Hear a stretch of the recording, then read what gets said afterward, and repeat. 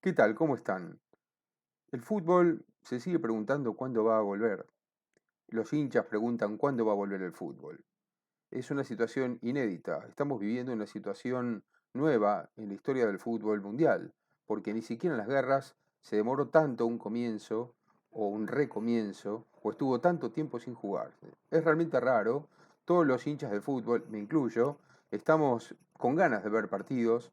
A mí me pasa, por ejemplo, no sé si a ustedes también, que ver partidos atrasados sabiendo los resultados no es lo mismo, no me motiva. Puede ser en algunos casos fútbol muy antiguo, pero si no, realmente no es lo mismo, no motiva igual. Uno quiere porque necesita de ver partidos que no sabe el resultado. El resultado es justamente algo nuevo y es lo que motiva a verlos de otra manera, con otro enfoque, ¿no?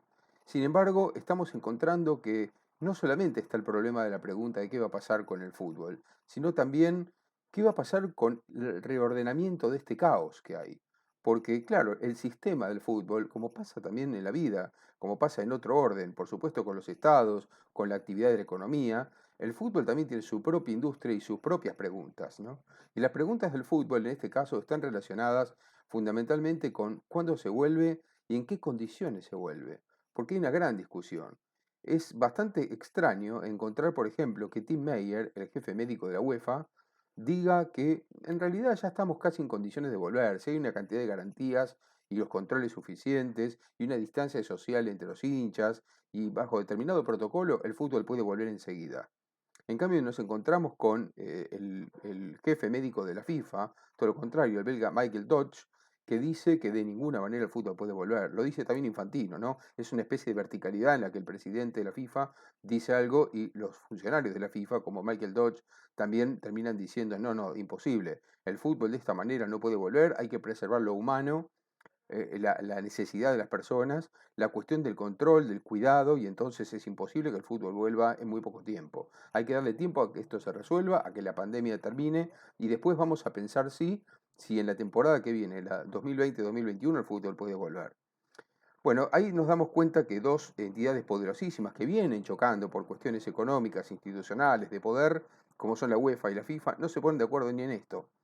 Fíjense ustedes que el propio fútbol alemán, que estaba prácticamente decidido que volvía, para mi gusto, demasiado temprano, el fin de semana del 7 al 9 de mayo, ahora no parece tan claro. No parece tan claro porque la propia Premier Angela Merkel está diciendo, momento, vamos a ver, no es tan seguro, esto puede ser, pero tenemos que someter a un estudio un poquito más. Y hablamos de algo inminente, ¿no? Sin embargo, no es así. Los ingleses ya dicen que por lo menos hay que esperar a después del fin de semana, de la segunda semana de mayo, para ver qué se hace. Hay grandes poderes que presionan para que se juegue. Lógicamente hay una enorme cantidad de intereses, pero no parece fácil.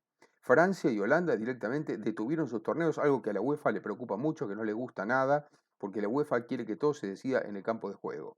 Ni hablar de Sudamérica, ni hablar de Sudamérica, porque en Sudamérica directamente la Conmebol aconseja que no se juegue, y por otro lado están las federaciones más importantes que por el momento y en la situación que están esos países directamente no quieren saber nada. Como ven, es un asunto muy complicado, todo lo estamos viviendo, los hinchas de fútbol, ¿no? Ya de por sí el fútbol ha perdido para este año la Eurocopa en Europa, ha perdido la Copa América en Sudamérica, ha perdido una enorme cantidad de posibilidades. No se sabe qué va a pasar con la Champions League tampoco. Imagínense ustedes cómo estarán los hinchas de Liverpool, no quiero imaginarme, ¿no? Una vez que después de tantos años, desde 1992 que se juega la Premier League, nunca la han ganado, llevaron una enorme distancia, enorme, enorme, prácticamente eran campeones mucho tiempo antes y se para la liga y no termina. Bueno, así está pasando con muchos hinchas de muchos clubes y también me quedo pensando, no sé qué pensarán ustedes, me gustaría que ustedes lo escribieran en los comentarios y de paso le dan like a los que digo acá, que no viene nunca mal, ¿no? Por supuesto, y si se suscriben, muchísimo mejor. Pero me gustaría que ustedes opinaran sobre esto y me dijeran qué opinan de una liga que se trunca faltando 8, 9, 10 fechas para terminar. Yo pienso en los hinchas de, no sé, del Ajax, pienso en los hinchas de Liverpool, pienso en los hinchas de los equipos del PSG, de los equipos que van primeros y que de repente se trunca una liga y a lo mejor no hay un campeón, o ese campeón es un campeón sin haber terminado de obtener los resultados en los puntos que lo distancian del segundo. Me parece que hay una cantidad de cuestiones que lo que me parece es que no rige algo muy ordenado en el fútbol todavía. No hay un criterio demasiado ordenado. Por ejemplo, siempre me llamó la atención que la UEFA se ponga a nivel de la FIFA. Lo digo ¿por qué? Porque es cierto que la UEFA tiene el torneo más importante de clubes, que es la Champions League, tiene a los clubes más poderosos del mundo, sin ninguna duda, porque la meca del fútbol hoy está en Europa, los grandes cracks de todos los continentes van a parar a Europa, pero la FIFA es la entidad mundial del fútbol. La FIFA no está a nivel de la UEFA. La UEFA es una confederación, por más que sea, vamos a suponer, de las 6 confederaciones continentales, la más importante de todas. Pero la FIFA está por encima de las confederaciones. En una escala, después de la FIFA vienen las confederaciones y después vienen las asociaciones nacionales o federaciones. Es decir, que en ningún caso la UEFA puede estar lidiando con la FIFA. Sin embargo, esto ocurre porque me parece que todavía no hay un claro ordenamiento en ese punto. Es decir, siempre hay como una idea de los europeos de que se pueden poner a la par de la FIFA. Sí, en los últimos tiempos fue siempre así. Hasta en los tiempos de Avalanche y de Blatter también era así con Johansson y con otros dirigentes. Entonces, con este caos que hay, la cosa se va complicando y cada asociación va viendo de acuerdo a lo que ocurre en su país para volver o no volver con el fútbol. Pero tranquilamente estamos en una situación en la que podemos no tener fútbol en todo 2020. O a lo mejor podemos tener fútbol muy, muy avanzado 2020 y acaso llegando a los últimos 3 meses, 2 meses del año. Y vaya a saber si esto es así, porque en una pandemia, ¿cómo sabemos cuándo termina? Es realmente complicado. Pero ahora viene la otra pregunta que yo me hago y se las traslado a ustedes. Devolver el fútbol. Vamos a suponer que vuelve el fútbol. Vamos a suponer que hay alguna liga como la alemana, un país que hizo muy bien las cosas en cuanto a la pandemia, que trabajó muy bien, que tiene muy pocos fallecidos. Vamos a suponer que esa liga vuelve. Y es una de las ligas más poderosas, sin duda, la Bundesliga, ¿no? Vamos a suponer que vuelve. ¿En qué condiciones vuelve el fútbol? El tipo que sigue el fútbol, el fan, el que consume fútbol, el que ve a la Bundesliga por televisión, el que suele ir a los estadios en Alemania, ¿qué tipo de fútbol vamos a ver? A partir de ahora, ¿esto cambia? Es una pregunta importante que nos podemos hacer. El fútbol tal como nosotros lo concebimos desde que nacimos, desde que tenemos uso de razón y desde que tenemos uso de la pasión por este fútbol, ¿no? Ese fútbol, ¿cómo va a volver? ¿Va a ser el fútbol que nosotros vimos? ¿En qué cosas va a cambiar este fútbol? Por ejemplo, los espectadores, ¿tendremos un contacto como el que teníamos? Ese contacto natural, esa posibilidad que nos daba un deporte tan apasionante como es este, un espectáculo tan lindo que uno podía tener hasta una fluida conversación con el que estaba al lado y al que no conocía antes del partido y al que seguramente no conocerá después y no recordará por muchos años y cuando vea su cara otra vez a lo mejor ni sabe quién era. Esta posibilidad de sociabilizar que daba el fútbol, no sé si va a volver a ser como era, o quizás tarde mucho en volver a ser como era. Pero después aparecen otras cuestiones que están relacionadas con el propio juego en sí. Es decir, ¿el jugador de fútbol va a poder volver pronto sin miedo de jugar? ¿Sin miedo de que un rival se le acerque y a lo mejor le escupa o simplemente le transpire encima? Ella no lo ocupa, que lo transpire, que caigan y que haya un roce y que cae un delantero con un defensor y caen más o menos pegados y entonces hay algún fluido que pueda aparecer. ¿Es lo mismo que antes? Yo creo que no va a ser lo mismo que antes por muchísimo tiempo. Otra cuestión es la propia prensa y la cobertura. Para Alemania se proponía solamente, creo yo, que hasta 30 periodistas por partido. Es una situación muy escasa de periodistas.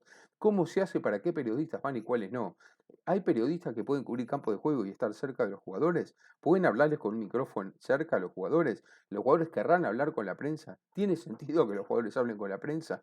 En fin, un sinnúmero de preguntas y de respuestas muy complicadas, porque hasta que esto no ocurra en el campo, hasta que nosotros no tengamos la posibilidad de experimentarlo, va a ser difícil de saberlo. Pero claro, nos estamos llenando de preguntas. ¿Y por qué nos llenamos de preguntas? Porque estamos ante una situación excepcional en la historia de la humanidad. Es una situación muy, muy extraña que nos ha transformado completamente a todos, que ha cambiado nuestras vidas y que ha hecho que todo sea mucho más virtual.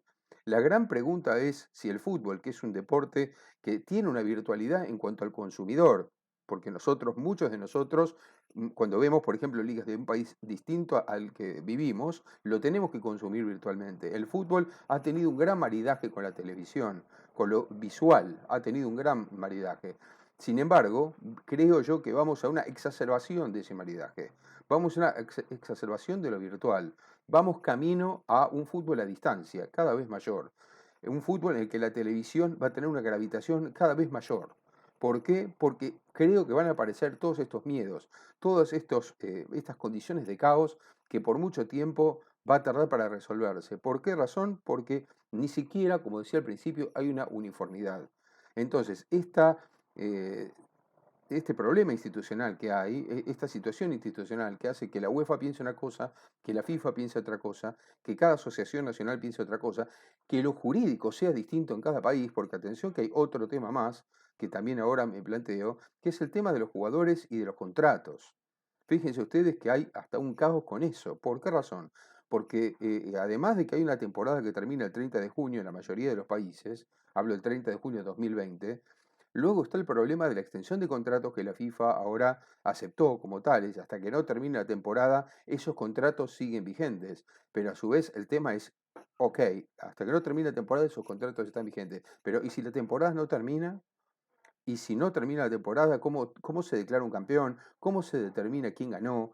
Eh, Es realmente muy difícil. Creo que va a haber que establecer un criterio también uniforme en cuanto a quién es el campeón y cómo se determina eso, ¿no? Porque otra cosa que ha pasado, y no me refiero solamente a la actualidad, es que la falta de esa uniformidad ha llegado a situaciones de tolerancia de hechos que van contra natura. Y cuando digo que hechos van contra natura, digo, por ejemplo, y lo he escrito más de una vez, que no puede ser que exista la Supercopa, por ejemplo, de los torneos europeos y que después lo copiaron los sudamericanos. ¿Por qué razón? Porque la Supercopa equipara al ganador de la liga con el ganador de la Copa y muchas veces el ganador de la liga y de la Copa es el mismo y sin embargo hacen jugar al segundo para ver que haya un campeón igual. O sea, buscan de cualquier manera que haya un campeón para vender. Entonces se desnaturaliza completamente el deporte. O cuando hacen una Supercopa de Europa en la que hacen jugar al ganador de la Europa League con el ganador de la Champions League. Pero no está en el mismo nivel el ganador de la Champions League que el de la Europa League. El de la Champions League es el ganador de los campeones o subcampeones o terceros, a lo sumo cuartos, de las ligas más importantes o de las ligas europeas. Y el de la Europa League es el campeón del quinto para abajo. Entonces, ¿cómo se van a equiparar el quinto para abajo con el primero? Bueno, esto que les digo a nivel deportivo, de lo que pasaba ya hace muchísimo tiempo y que a lo que voy es a que el sistema, la institución lo aceptó como válido, cuando no es válido de ninguna manera y lo saben todos aquellos que organizan y que solamente les importa vender. Bueno, imagínense en este caos muchísimo mayor que se da naturalmente por una cuestión de salud, por una cuestión que pone en juego y pone en riesgo hasta la vida de las personas. Entonces, en ese caso, ¿cuál es el rol del fútbol? ¿Cuál es el rol del fútbol como fenómeno, como negocio y como espectáculo? Bueno, son muchísimas preguntas que seguramente no tienen respuesta porque tampoco lo que estamos viviendo la tiene hoy por hoy. Esperemos que la encuentren y que los que organizan tengan un criterio lógico por una vez en la vida para que esto tenga un destino mejor. No hay caso.